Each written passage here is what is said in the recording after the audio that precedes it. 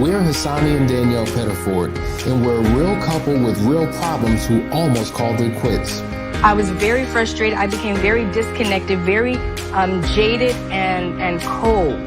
We have 4 children, going on 20 years of marriage, and we practice what we preach. Our mission, to change the way couples relate to one another and teach them the skills needed to improve the quality of their relationships. This is the Couples Academy Show. Well, good morning, everyone. Welcome to the Couples Academy Show. My name is Hassani, and I'm excited because we have an all-star cast this morning. Our Couples Academy practitioners. Introduce yourselves, lovely people. Hey there, I'm Lakeisha. I'm Roland. Really, guy? Roderick, are you there? Are you with us? Good morning, man. How Yes, are you? I'm here, Avengers. Roderick is in the house. All right, here we go. Let's try this again. My name is Hassani. I'm Lakeisha. I'm Roland. This is insane. We need to start this show over. And I'm Roderick. Like, really, guys? Do we need, okay, let's just move on. This is the Couples Academy Show. We're glad that we have each and every one of you here, wherever you're dialing in from. We're excited. Let us know. We want to start representing your city, state, your country, so that we can let the community know how broad this is. We're growing. We're reaching all 4 corners of the earth because marriages are in trouble. They need help. And we are here to give them the help that they need. So listen, guys, we are in a series. We're talking about the top 10 ways that people avoid intimacy. Someone used the term yesterday, emotional anorexia, which is something that we've covered in the past. And it's a real situation. And what's happening is many couples are suffering as a result of that. And so we're going to dive in today and continue where we left off, talking about how we begin to experience this emotional detachment, why people are doing what they do, and what the signs to look out for and be aware of. So I'm going to pick up with the first point, which I think is critically important. We're talking about how intimacy is avoided and what people wind up doing. Interestingly enough, many people do cheat. Okay, they have all types of affairs. Now, here's the deal.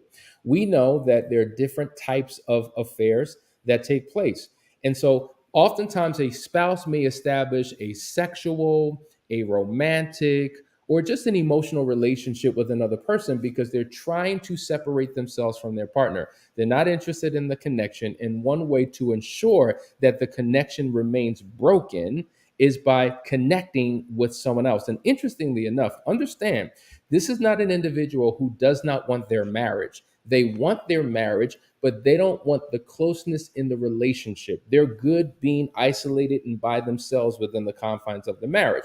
So they will emotionally connect, sexually connect, socially connect with another person who, interestingly enough, happens to be unavailable. Because once again, they're not interested in forming a long-term bond and relationship with someone else. So they will intentionally partner themselves up with other committed people. Because when 2 committed people come together in an affair, they already know what they're in for. They already know what will never happen, and it serves their particular need. Does that make sense?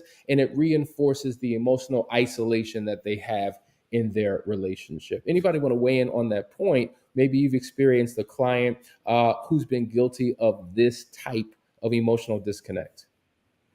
I can actually weigh in on that one. We have clients that they absolutely know what they're doing and it's calculated, right? When we make calculated decisions to compartmentalize and to minimize and be dismissive, we know how to go about doing things. So I'm not going to pick someone that's close to the family. I'm going to pick someone that's far away. I'm not going to pick someone that, I'm going to stay with someone that's on my job that I know, right, to your point, is unavailable. So that way there's no strings attached, if you would. Now it becomes for entertainment purposes only.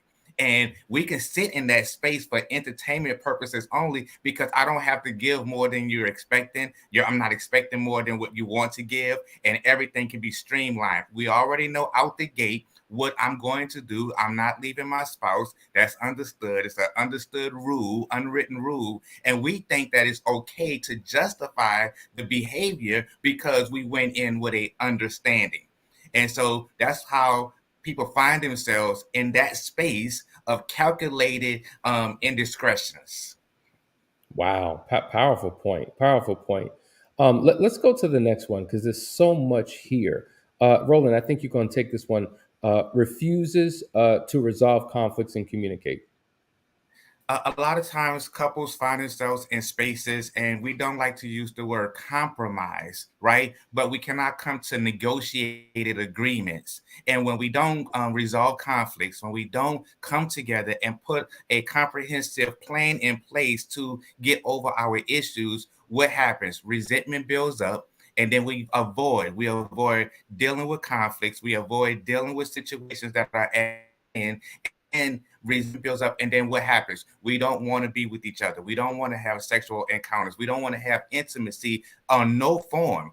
And we allow things to fester, to build up, and give an excuse as to why we don't want to do what we need to do.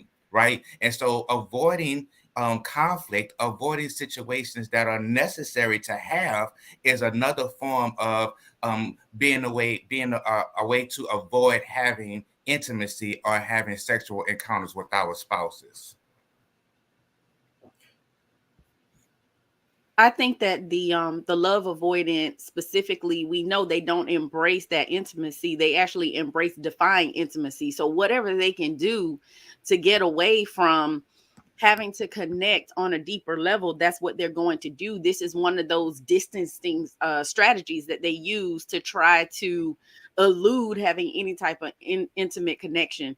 I think it's something that, again, Roland, you mentioned in your previous point, that is something with affairs that they intentionally do. I also think they intentionally avoid having those conversations, and they avoid dealing with the conflict because they know that they're going to have to go deeper. They're going to have to connect on a more intimate level.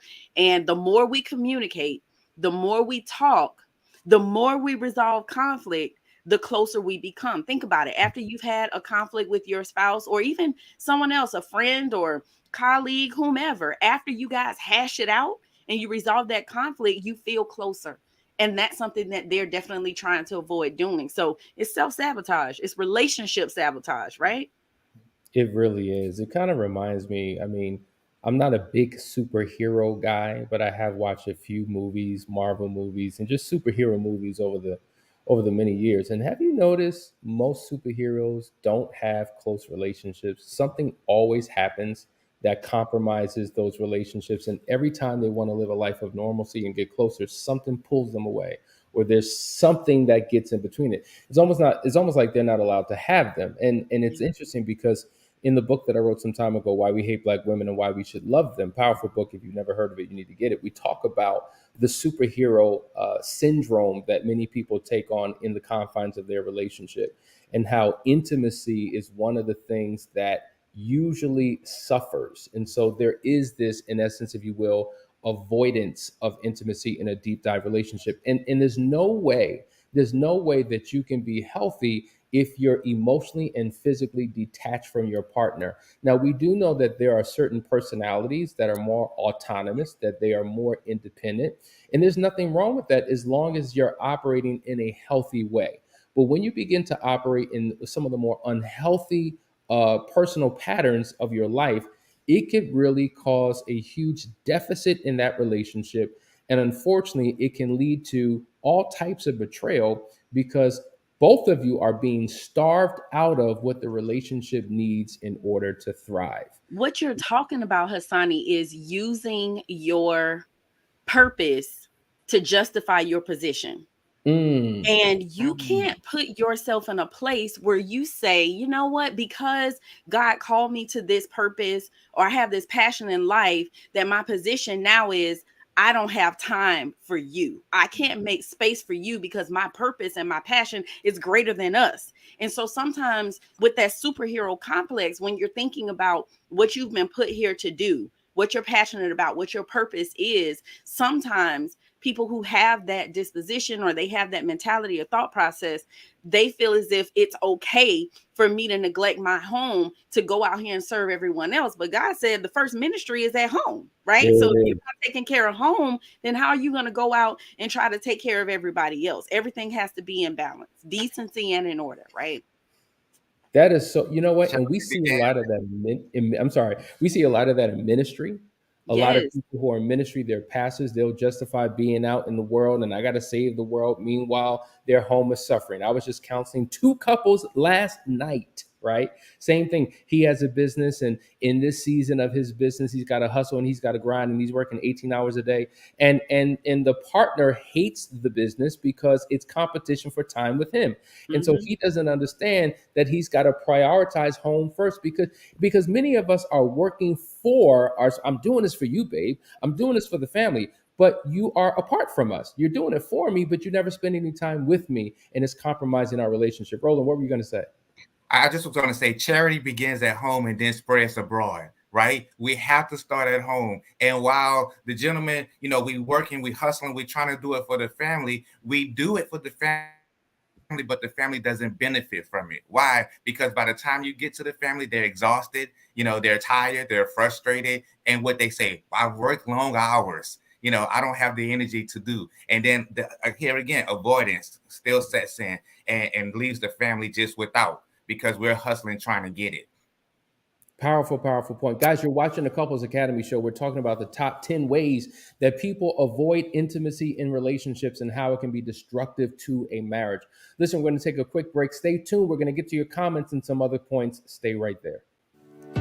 Welcome to the Couples Academy app. The Couples Academy app is your go-to hub for how to do marriage right. Get started with our app today by perusing our amazing features that conveniently allow you to connect. This app is packed with powerful content and resources to help you grow and stay connected.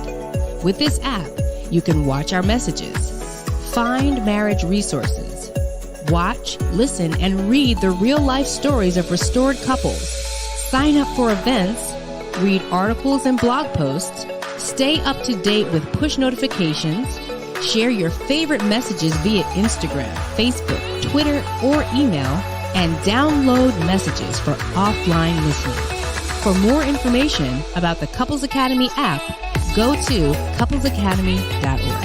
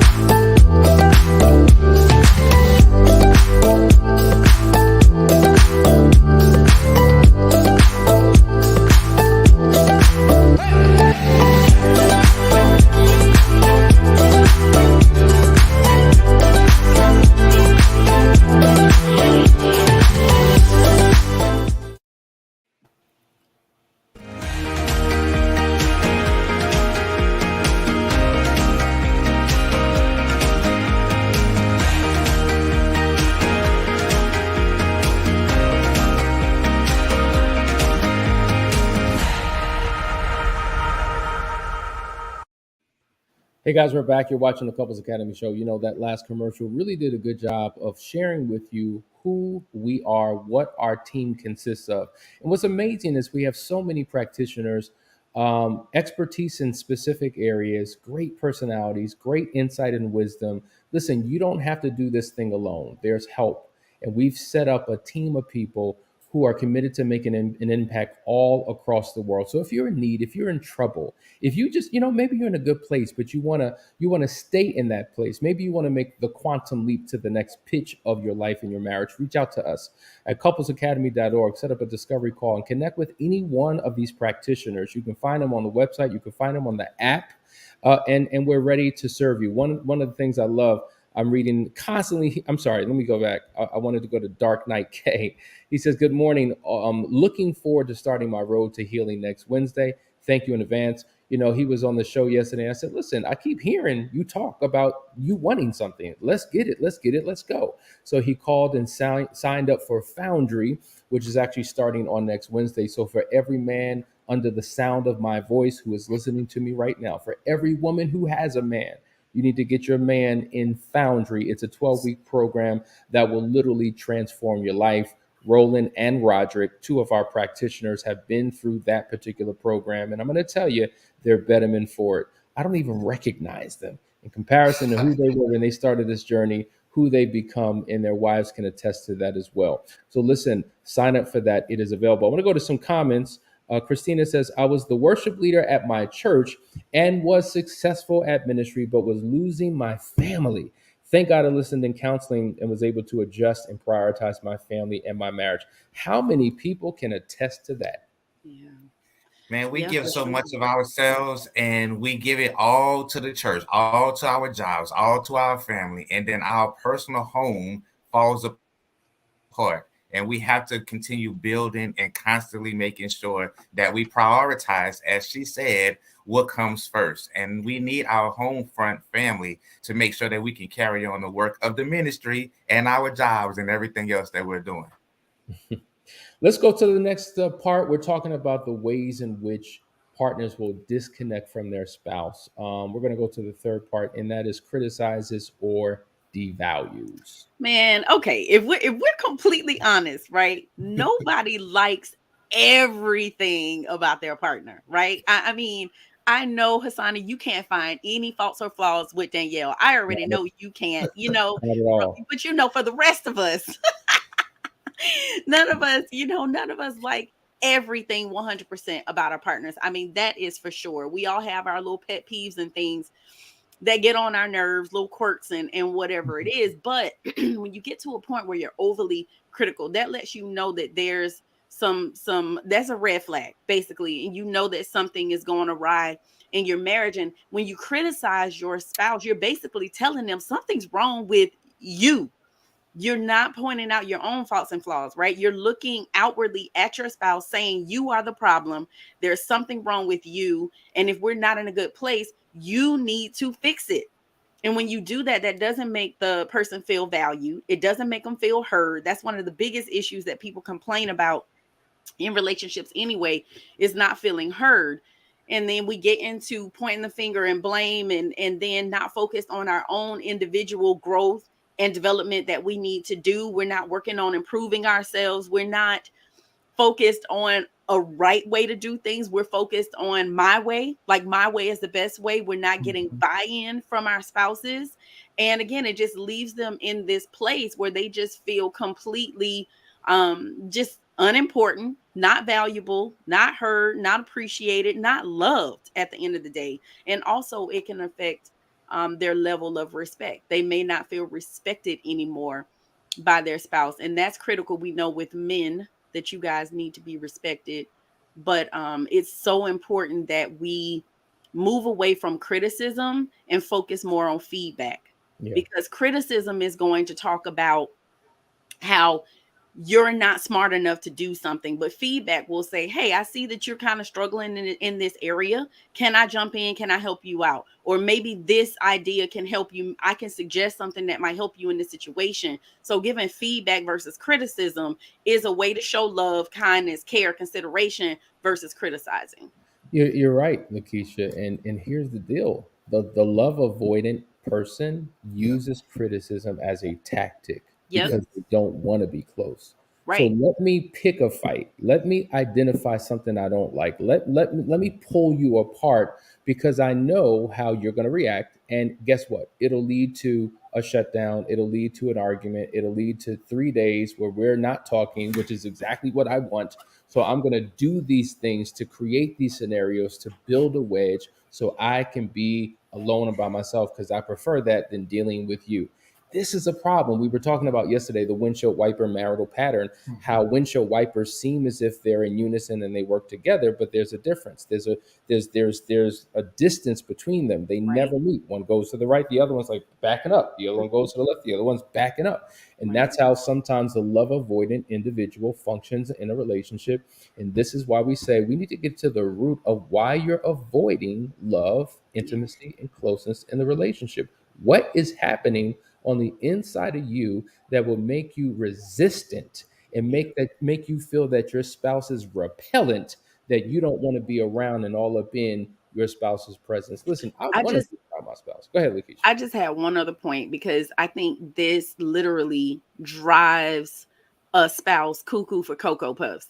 When this love avoidant personality begins to criticize the things that they say made them fall in love with their spouse in the first place. Like, I used to be attracted to this. I used to like, for example, like for me with my husband, like, he's really good with numbers. He went to school for mathematics. Like, that's what he did. And it was one of the things that truly attracted me to him. And then so I said, you know what, you need to take the leadership role in terms of managing our finances, because this is where God has gifted you. But then why are you trying to control everything I'm doing? Why I got to be checking in with everything I'm doing? Like, here I am criticizing you now for the very thing that, like I said, made me fall for you in the first place. So when we get into these unhealthy places, we can do that. Even if we don't have this love avoidant personality type, we still can get into these spaces where, because we need to work on ourselves, we're not dealing with our own stuff, that we can become critical of our spouses. Well, Lakeisha brings up a good point, Hassani, because like she said, the love avoidance person is going to have a different motive than somebody that just don't know. Somebody's in a bad place, somebody that needs some development.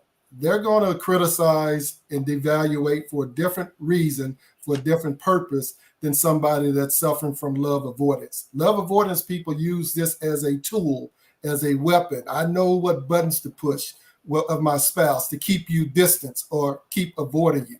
The person that's just hurt or fragile, that's not, I mean, they really seek out the love, they just don't know. There's two totally different mindsets and whys that we're looking at with those two different people.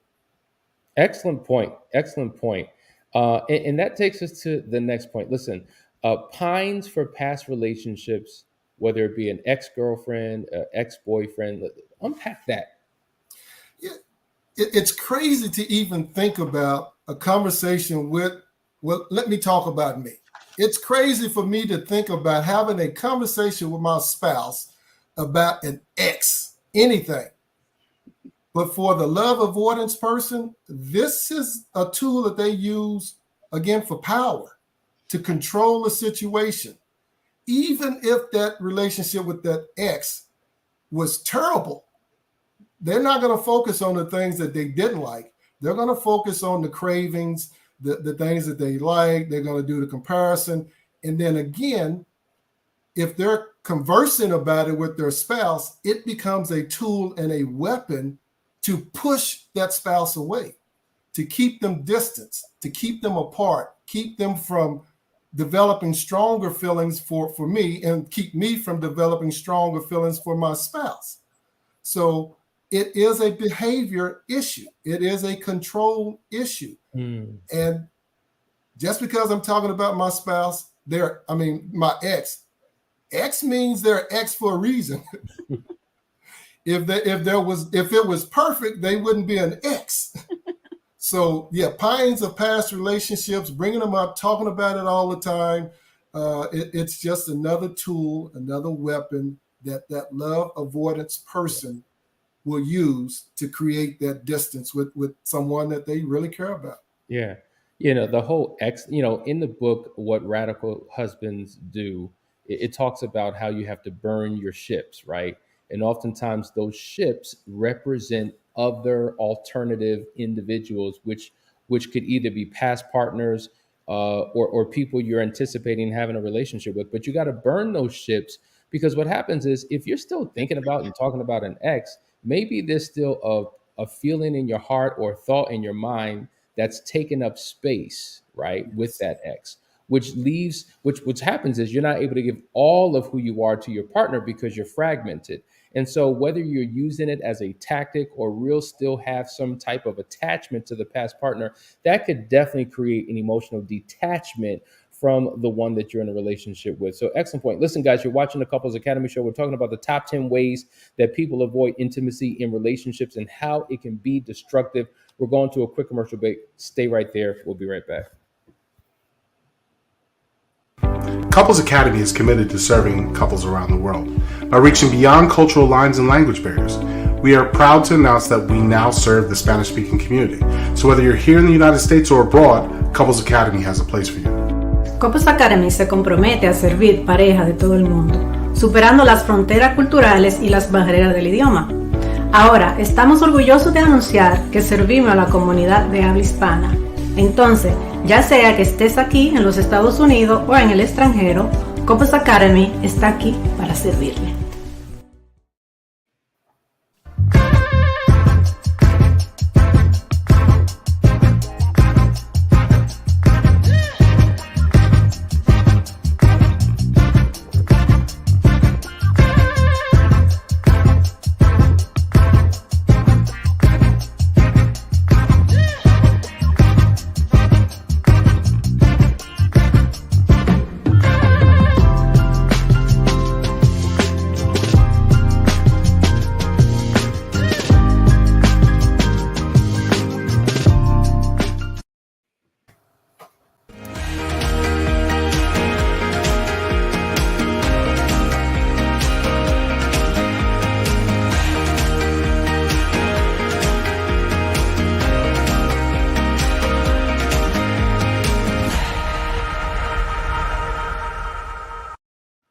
All right, guys, we're back. You're watching the Couples Academy show. A question just came in. Guys, I want your wisdom to shine on this particular question.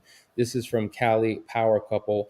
As the former unfaithful male, there's a fine line with criticism, right? We're talking about criticism.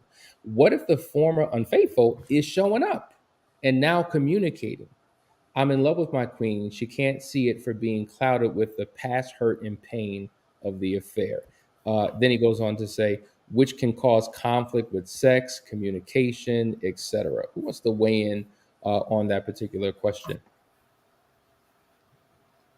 I Well, don't really definitely hear a question. I'm saying, what do they mean? Like, what if the former unfaithful is showing up? I'm confused. I'm not sure what they're asking here, Hassani. Break it down for me. You speak the language of the people. Well, let's reread it. He says, as the former unfaithful male, there's a fine line when it comes to criticism. What if the former unfaithful is showing up, right? And now communicating, I'm in love with my queen and can't see and can't see it for, or she can't see it for being clouded by the past hurts and pains of the affair. Which can cause conflict with sex, communication, etc.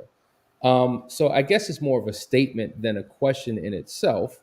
I think he's ultimately saying, as a former unfaithful partner, he loves his wife. He's showing up the right way. I guess he's saying, but there are still things that I may identify in my partner that may be a problem, but it comes across as criticism. I don't know. It's just he's making a general statement, but what are your thoughts about what he's saying?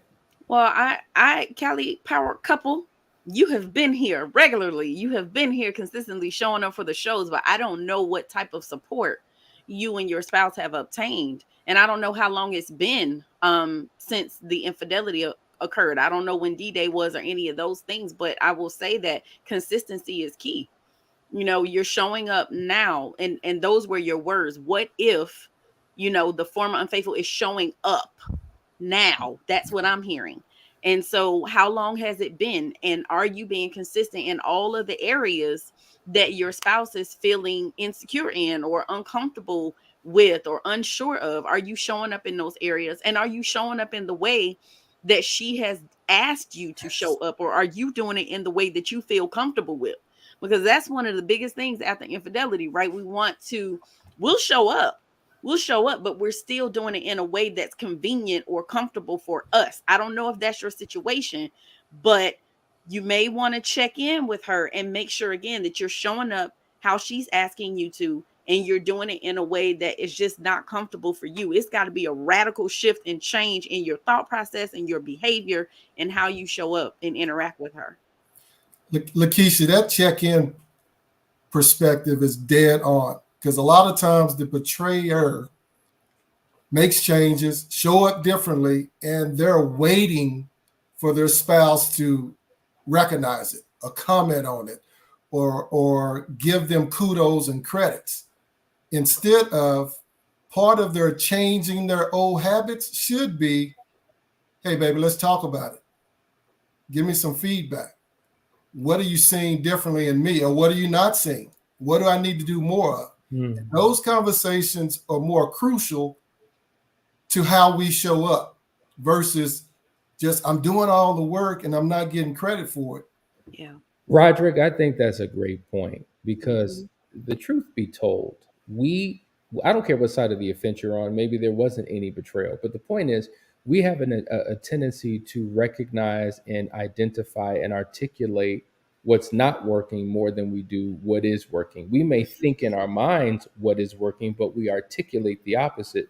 So, to your point, rather than waiting to be recognized, initiating that conversation, especially on those work days. Hey, babe, listen, I've been putting in this work. I just want to know, have you seen it? Is it not obvious? How do you feel? Like sometimes your mind bone may not be connected to your mouth bone, and I don't know, but I need to know because it will encourage me to continue to do the right thing when I'm being acknowledged for what it is that I do. And another point, a lot of times we as the offenders, we look once we do one or two things, we're looking for this constant feedback from the betrayed spouse. And a lot of times you have to do things not looking for anything in return, right? Or we have to do things with the expectation of I'm just going to make sure that I'm doing my part to show up and constantly show up until it keeps point. We can be doing everything that we know to do, but if we're not doing what our spouse needs us to do for them to get over the hurt and the pain, then we're just spinning our wheels. And we have to have those check-in conversations, to Roger's point, so that we can know where we are. We can be doing everything that we think we're supposed to be doing and just be way off from where we need to be, way off target. So having the conversations, showing up, doing things, not looking for anything in return, and staying consistent is going to be key. And that will minimize or take away the criticisms or what we think is criticism because we're not showing up the way we think our spouse ought to see us as showing up. I'm gonna be honest with you. I'm gonna just be honest because I don't play sides, and I'm not here to defend the unfaithful versus the betrayed or anything. This is why it's important to have a third party because a lot of times what we feel is off.